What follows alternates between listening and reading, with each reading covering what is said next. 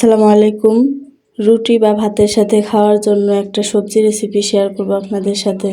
খেতে ভীষণ মজা আর রান্না করাও সহজ। কড়াইতে পরিমাণ মতো তেল দিয়ে দেব পেঁয়াজ আর কাঁচামরিচ।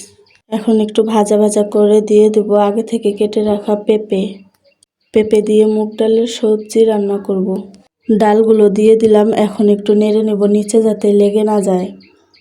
এখন দিয়ে দেব পরিমাণ মতো লবণ, হলুদ। এখন কিছুক্ষণ সবজিটা ভালোভাবে কষিয়ে নিব। সবজিতে একটু পানি বের হয়েছে, তাই ঢাকনা দিয়ে ঢেকে কিছুক্ষণ রান্না করব। এই তো পানিটা শুকিয়ে গেছে, এখন আরও কিছুক্ষণ ভালোভাবে কষিয়ে নিব। হয়ে গেলে আমি সবজিতে ঝোল দিয়ে দিব, যাতে ডাল আর পেঁপেগুলো ভালোভাবে সেদ্ধ হয়ে যায়।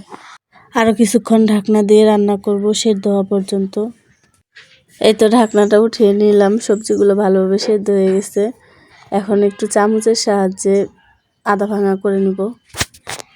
এভাবে সবজি রান্না করলে রুটি বা ভাত দুটোর সাথে ভালো লাগে খেতে।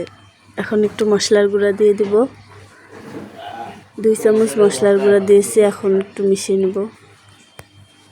এখন দিয়ে দেবো উপর থেকে একটু ধনিয়া পাতা দিলে সবজির টেস্টটা আরও দ্বিগুণ হয়ে যায়।